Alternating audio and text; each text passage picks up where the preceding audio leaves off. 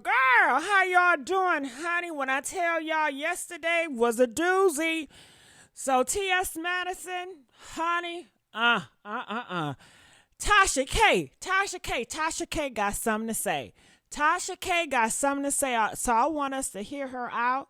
And honey, I don't even know where to begin. Make sure you guys like, share, and subscribe here at the Messy Sweet Spot. I am your host, Miss Gigi XOXO. Now, she says she does not chase every lie, but this one, it got to be corrected. Up for, I'm with all the shits.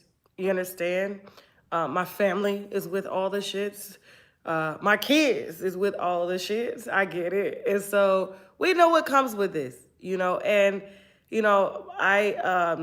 so it's not about, we're people, my family is embarrassed or anything like that, or my husband is embarrassed. He's been called everything under the sun. Like, it is what it is. But also his wife, this is what his wife does. He produces the show. So you guys have to understand our work dynamic, right? Okay. And speaking of work dynamic and marriage dynamic, we're celebrating 18 years today. Oh, happy. Oh my God, it's my anniversary. Happy anniversary. Yes. So my cycle went off just in Damn. It's her anniversary, and she just had to hear that news, that T.S. Madison video. Ooh, that's messed up. time. I said, look at God just showing up on time for you, Shaq. Look at God. He was like, damn.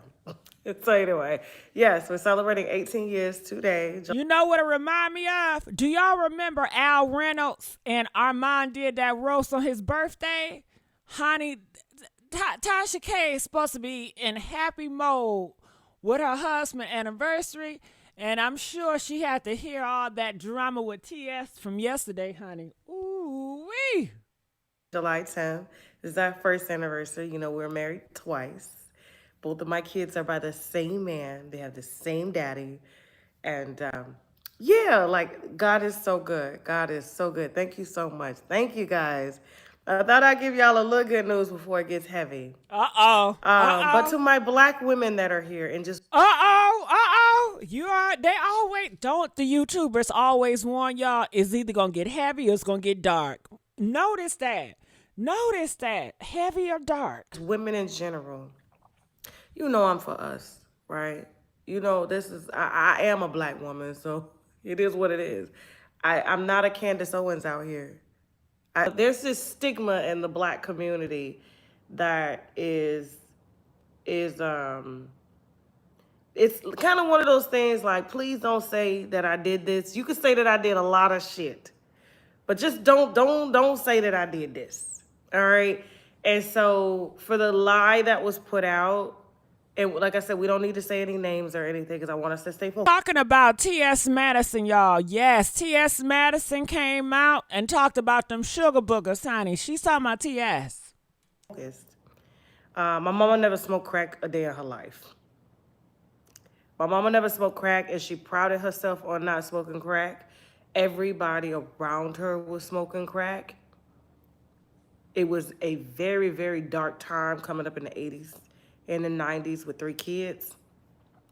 And that was one of the things that she drilled in our head. Please don't let these niggas get you on crack. Don't smoke that shit. She wouldn't even let us play with other kids whose parents who she knew smoked crack. Honey, you heard it right here.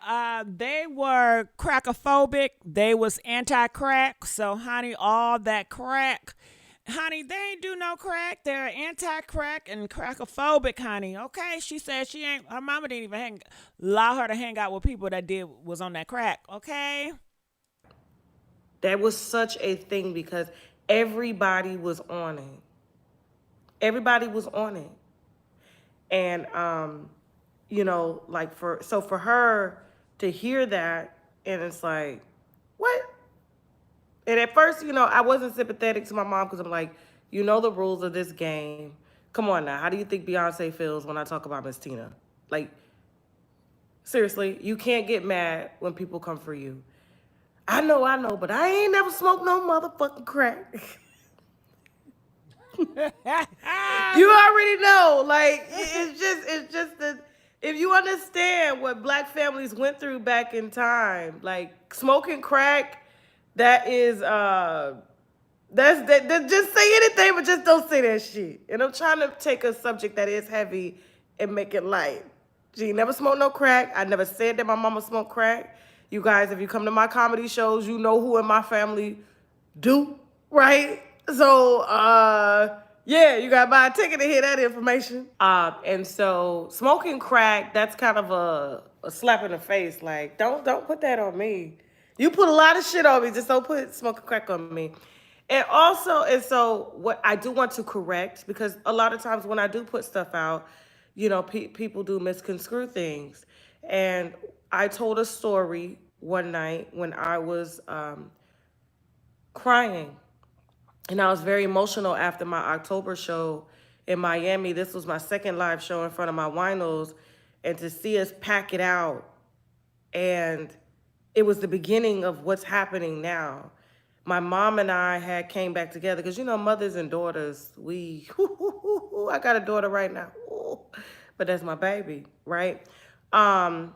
We had came back together, and to see my mom and me and my whole family there on stage, you know, celebrating everything that we had tried to overcome and changing the generational curse.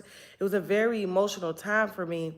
And also, my mom and I had lingering issues because when I was 12 years old, and this is a trigger warning, okay? This is a trigger warning. Trigger. When I was 12 years old, my mom and dad had gone through a bad divorce, okay? It was a lot of abuse in the house on both sides, but my mom's a little woman like me. I'm very little when you see me, and my dad is huge. He's like 6-something. And, you know, so there's really no excuse. But my mama had a mouth on her. She still do. Boy, she would pop that nigga in his kneecaps. And he can't come back for the words. So the only thing he wanted to use was his fist, right? And it's funny, but it's not funny. Domestic violence is not funny. But we do tend to laugh about it because sometimes it'd be so harsh. That's the only thing we could do to get through it. And I remember, you know, he had left, and then she had got another boyfriend. And it was hard transitioning because she had 3 kids that she had to look after. And my mom had fell into a very deep depression. And a few years prior to that, she had got into a car accident, and she hurt her neck and her back really bad. She had been going through therapy. And then on top of that, like I think right after the car accident, she had slipped and fell in McDonald's on those tile floors, and that added to the back pain. So, you know, back then they couldn't really do anything for back pain but give you like pain meds and stuff. And so one night, because she had access to pain pills, she was so depressed, and she was drinking Seagram 7 and Sprite. And I had happened to get up, and my sisters were asleep, but something told me to wake up that night. I don't know what it was, but something in my spirit, it had to be God, because I would have lost my mom that night. My mom had fell into a deep depression. She was sitting at the table, and when I went to the table, my mom was kind of like, you know, just kind of doing this. And I was like, Mom, hey, what's up? And she had fell to the floor. So she had took a whole bottle of pills and drank alcohol on top of it. Okay? And that's not crack. That's not crack. I don't even like talking about it because it brings, you know, emotions back up. And you guys know I'm very transparent about the things that I went through. And so that's what my platform is all about. We discuss our lives. We discuss other people's lives. We expose it all. I'm not excluded, right? And me seeing that as 12, and then, you know, I'm trying to revive my mom at 12 years old. My sister's asleep in the room. And then her boyfriend's son comes through, and he's drunk. And I'm like, hey, we need to take my mom to the hospital. Something's not right. He's like, no, I'm drunk. And I'm like, we need to take my mom to the hospital. By this time, I'm screaming. I'm belligerent. Something's wrong. And I said, if you don't take her, I'm going to take the keys and take her And he didn't want me driving because it was a brand new car that he was using to pick up bitches with. But he's really down low gay anyway. But he ended up, you know, picking up my mom, taking her to the hospital drunk, left her at the emergency room.